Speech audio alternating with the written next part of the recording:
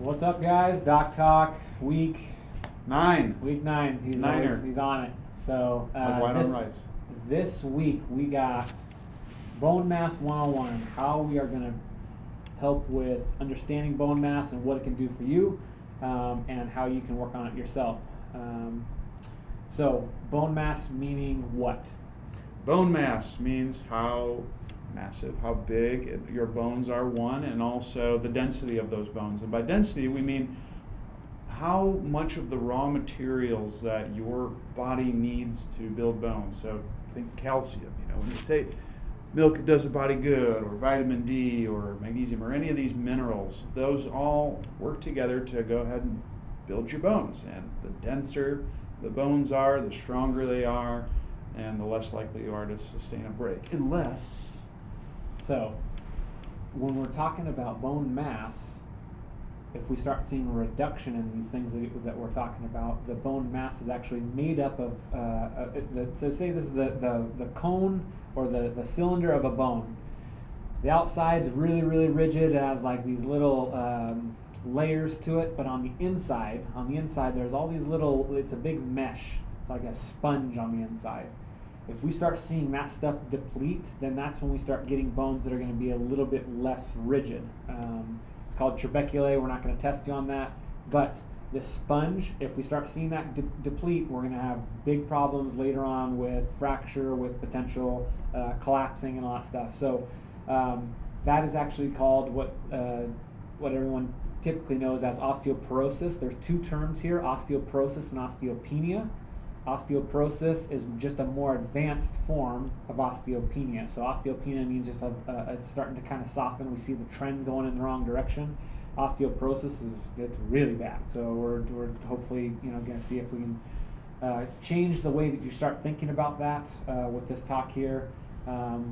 Anything else for overview on osteoporosis or osteopenia? With each progressive incident, so if you have someone with normal bone mass and then you have osteopenia at one end and then at the further end it's osteoporosis, the less dense your bones become, the higher likelihood you have of sustaining a fracture or any of the other negative things that could happen with this stuff. So someone with osteopenia is more likely to sustain a fracture of the bone, and then someone with osteoporosis is even more likely to sustain fractures. So it's important that we look at how we can best preserve bone health. Yeah, it's just kind of a spectrum. If you're on the very end of the spectrum, let's see if we can get you out of that end of it and get you more into a better bone health. So looking at populations that this happens in, it's typical that we see this in an aging or post-menopausal female. So they have a lot of hormones that have gone on and gone off and all sorts of stuff, but that starts to play into how much we can absorb these minerals that Zach was talking about. Calcium, magnesium, vitamin D, all those things start to get a little bit less accessible to these people, and then our bone starts to deplete a little bit, and it can be measured and scaled, but just know the osteopenia is a little bit less damage or a little bit less decrease so far. We also look at a very thin, very kind of small mass person. Those are also going to be a little bit higher risk for osteoporosis, osteopenia, just because of maybe the food choices that they've had, or their overall mass doesn't put a lot of weight or resistance onto their bones, so they're not required to have a big amount of density on their bones. Yeah. And just because you may not have undergone menopause does not mean you are not at risk for developing these conditions. As Kyle had mentioned, someone who is thinner framed would not be loading bones as much, especially if they're not training. So those people are all at risk. But then also, too, along with that population, if someone has struggled with any type of eating disorders, anorexia, bulimia, or anything like that, that can also degrade the strength and density of your bones, potentially putting you at risk for osteopenia or osteoporosis at a younger age. And another thing too, because I have a woman right now who I'm working with who's in her 30s, who has osteoporosis, and she had a high amount of corticosteroid use. Yeah, absolutely.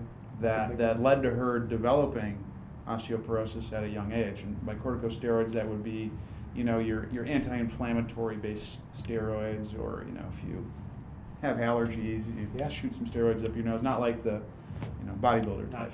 Not the big buff steroids. No. Not the stuff that Zach takes. Yeah. Don't take the stuff I take, because clearly it doesn't work. But go ahead.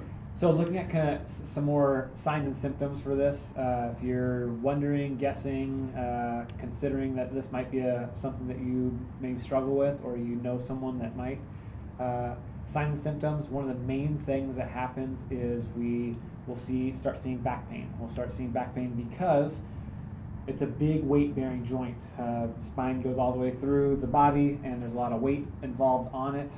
So it's one thing that it can have little micro fractures, or they can start to have bone irritation because there's always stresses put on these things, or on this spinal column structure. So back pain was one of the biggest things that is an indicator for risk if you're having thoughts about that. A stooped posture, so something that you can't kind of get up. You start having that kind of round, and you feel like you just can't open that back up. That has to do with maybe a little bit of the bone structures in your back having a little bit different orientation because of a fracture, or because of some other pains and some demineralization of your bones. And then an ease of fracture. So if within the last couple of years you felt like your wrist shouldn't have fractured by picking up a pot or doing something that you've normally done in the past, big sign that we need to at least get that evaluated, and see if there's anything we can do about changing the properties of your bones, because it can be changed. Just know that you're not doomed if you start feeling some of these symptoms, or if you've been given a diagnosis of osteoporosis, osteopenia. If someone hasn't given you a guide on how to get out of that, they're doing you wrong, because there's ways to help, and there's a lot of holistic things that you can do that you don't have to go to a doctor's office for. You can do this stuff and get stronger, get better. Yeah, absolutely. And some of the stuff that we'll talk about is in your diet. Some of the minerals that I had mentioned before: calcium, vitamin D, magnesium as well. Many of us in our modern diets are deficient in those things, especially if you are someone who doesn't consume a whole lot of dairy, or you have lactose intolerance.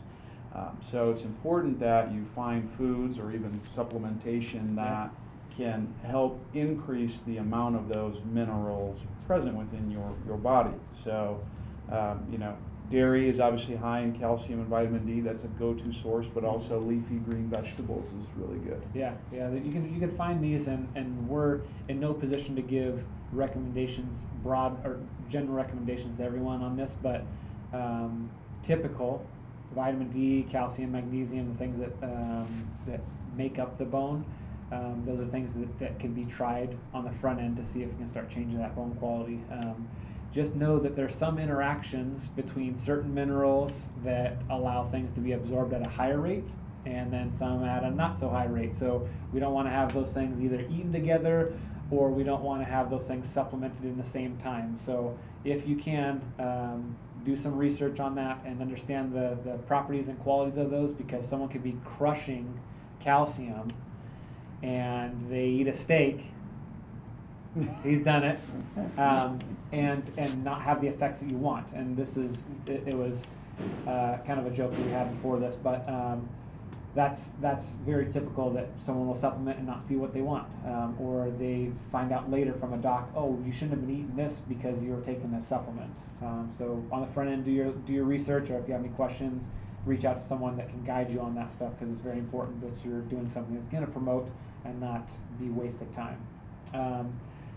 One more for potential things to consider that is not weightlifting, that we're going to talk about in a little bit, is sunlight. Getting out and getting exposure to the sun for 20 minutes will help stimulate that vitamin D that we're talking about, and then vitamin D can help use that calcium later on. So vitamin D is very important. If you don't have the ability to get out for 20 minutes a day, supplement it somehow, and get that in there, because that's going to be your base necessities of getting good bone quality is your minerals and getting it from good sources. So sunlight is essential. Secondary, if you can't do sunlight, get some supplements. Yep, absolutely. Cool. Also, too, check with your doctor about medications you may be taking, because some of them may have effects that could make your bone mineral density reduce. Also, too, though, your doctor may also be able to prescribe you medication that can help with the negative effects of osteoporosis and osteopenia. And if you look at the research, there's good research showing that actually some medications can be useful to slow the progression of these diseases. So it's important that if you do have the diagnosis already, that you are working with a physician to try to take care of that on that end. And they can also help guide you in terms of what supplements or things like that can negatively interact with one another and not help you from a calcium or vitamin D perspective. Yep, there's like you said, good research on those meds for helping that stuff, and the goal is to be able to sustain that stuff on your own as much as possible, and we're all for that in the holistic approach, but sometimes that's needed to get you out of the hole. It really is. Absolutely. And we've said that about a lot of complications. If there's pain, sometimes there's a medication needed to get you out of pain, but long-term holistic care, trying to figure out how to move well, eat well, sleep well, those are the things that you kind of go back to. So very important there. So topic of this was obviously bone mass, but bone mass can be definitely helped with lifting weights or having some sort of resistance training. So when we are talking about the spinal column being one of those areas that can be irritated or can cause pain because of weight bearing. Now what happens if we get strong enough to withstand that, and now the bones have a little bit more help, and then the bones start creating more bone? That's when we start seeing good positive effects from resistance training. So Wolf's Law. Now, if there's physicians out there and they're rolling their eyes, let's just go through this as a team so that everyone's on the same page. Wolf's Law means that when we're pulling on something, if there's stress in a certain area, we're actually going to try to make that stronger, that area that's getting pulled on stronger. So say there's a tendon that's attached from here to here. That tendon attaches to a bone, and if that bone is getting pulled on because the muscle's contracting, it's having to go through some resistance training or some weightlifting, then that bone now that it's attached to is going to be stronger. It's going to have to start building a resiliency towards that pull. So that's exactly what Wolf's Law is saying. The more stress that you put on, hopefully you're not putting on too much stress and you cause other things to happen, but you have to have a really good, even intervention of getting these weightlifting protocols in there. So we'll talk about that in a bit. But if you're getting that good stress on there, then you should start seeing your bones do what you want, as long as there's enough fuel in the tank to make that happen. Anything else on Wolf's Law? Yeah, and there's good research showing that resistance training can help quite a bit with slowing the development of osteoporosis and osteopenia. And you know, we talked to one of our clients today, and we were telling them a little bit about this talk, and they did not know that bones grow when you lift weights. It's not just muscles, but all of the tissues in your body adapt to the stresses that you put onto them. For example, I'm sure you've heard of someone developing a bone spur. Yep. Well, how does that happen? Well, it happens for the same law that Kyle was talking about. There's an abnormal stress in this case put on a bone, and the bone starts to grow to adapt to that stressor. Yeah. But we can use that to our advantage too. So for the person who has osteoporosis and maybe they have a weakening of the bone in the spine, we can do loading through the spine to stimulate bone growth and slow the development of the disease. And this is different than doing cardiovascular exercise, because if you go for a walk or you go biking and you do things that don't provide a large amount of stress on the tissues, you don't get the bone growth. So this is, you can't just go do your typical cardio stuff to get the positive changes. It has to be resistance training, and we got you covered. we got positive changes in the heart because the heart's getting trained, which is great. You know, and we're not saying not to do that by any means, but there has to be a balance. We have to make sure that we're hitting all portions of our body if we want to stay resilient, strong, active, all that stuff. So definitely don't miss out on your cardio, but at the same time we need to get a little resistance training in there so we're staying strong there. I was gonna bring up something else. Hormones? Yeah, we'll talk about hormones next. So hormones, looking at the two what are called sex hormones, we have testosterone and estrogen. So testosterone and estrogen, those are the ones that if we start seeing a decrease in those, then we start seeing a potential higher risk of depletion of bone mineralization. So will that change your hormone production? It can, but my emphasis was this, is if we balance out the amount of lean muscle mass compared to fat, then we'll have a better ratio of these hormones, and we'll be able to kind of stimulate the good hormones to keep our bone mass where we want it to be. So hormones play a little bit into this. If you have questions about hormones, you need to find someone that's going to be a specialist in that area because they can be very, very tricky. So hormones definitely play into this. Wolff's Law is something that can be a good concept for you to understand on why you're going to get into a strength training program, because you're trying to become a more resilient person via putting some stress on these things. But it's all got to be graduated. It's all got to be something that's going to be a good stress and not an over stress or an under stress. Under stress would be that cardio thing that we're talking about, riding a bike, doing an elliptical. You know, there's not a lot of impact or a lot of like tense motion that you really need to do. You're just training the heart. So that leads us right into our recommendations on how to train, or how to go from zero training to trying to get your bones strong. What's my protocol? What do you guys need? That's what we're going to go over next. Yep. And so generally, the good news is when we're talking about getting some of the nice adaptations that we like from resistance training, it's not something you have to do frequently. Training 2 to 3 times a week can lead to most of the benefits that you would need in order to build muscle mass, get your bones stronger, all of that. You want to make sure that when you are doing resistance training that it hits all parts of your body, because the loading and the strengthening of bone is specific to the areas that you work. Let's go back to the example of the person who's got a bone spur in their shoulder. Why did that happen? It's because they had abnormal loading through their shoulder. Why didn't they get a spur somewhere else? Because there wasn't abnormal loading there. Same principle applies to you getting your bones big and strong. If you're only doing bicep curls like Kyle and I do every day, that's why our arms are so huge, you're only going to get bone development at the arm. That's not going to lead to positive changes in your spine. That's where something like doing heavy squats or something along those lines can be really useful. Yeah, it's great use of total body, making sure that it is specific to certain areas. We want to hit all portions of the body so that our entire skeletal structure is strong.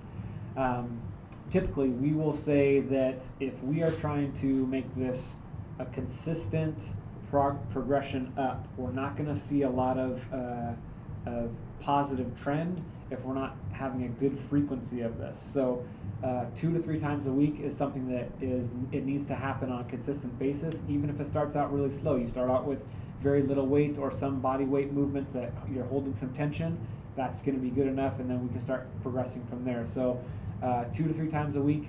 Make sure that you have a couple of days in between before you're stressing those tissues again, because if we're stressing them 3 days in a row, then we can have a little bit more tenderness, and that can cause some problems later on down the road. So 2 to 3 times a week, give yourself some breaks in between. And then when we're looking at rep schemes, or how many do I do? What do I do, doc?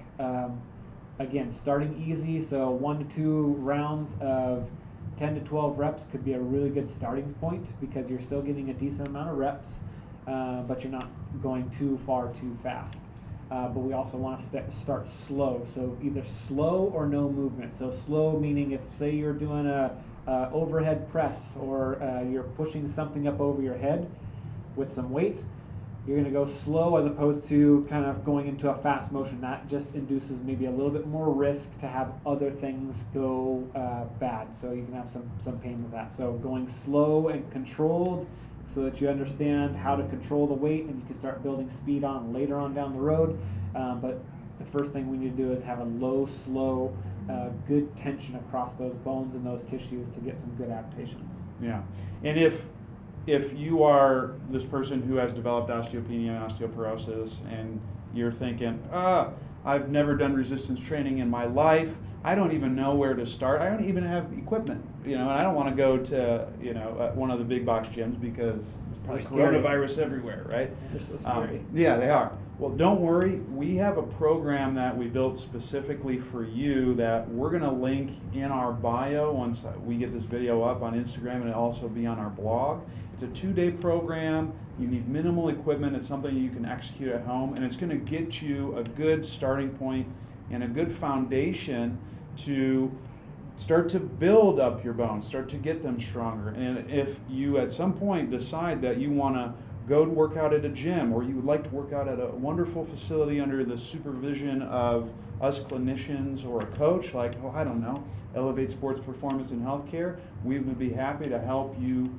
bridge that gap. Yeah, and like you said, it's going to be a program that should give you very, very good results because it doesn't take a lot of equipment. You don't have to go out and buy all the new trends or anything like that. You need your body, you need things that are around the house, bags, things that can give you a little bit of resistance, and then you're putting load into those tissues that need some help. And some of the big joints, we're making sure that we cover all of those as much as possible in this 2-day-a-week program. Like we said, 2 to 3 days a week is going to be a sweet spot, especially if you're starting out. If you've gone from zero, I don't know what to do, to this could be a really good starting program.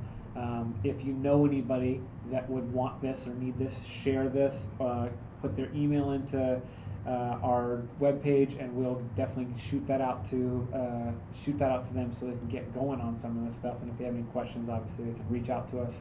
We'd be happy to help. Yep. All right. Anything else? That's it. That's all. Thank you all for tuning in. You've been an amazing audience. If you have any questions, don't hesitate to comment below, and we will answer them for you and point you in the right direction. Thanks, guys. See you next week.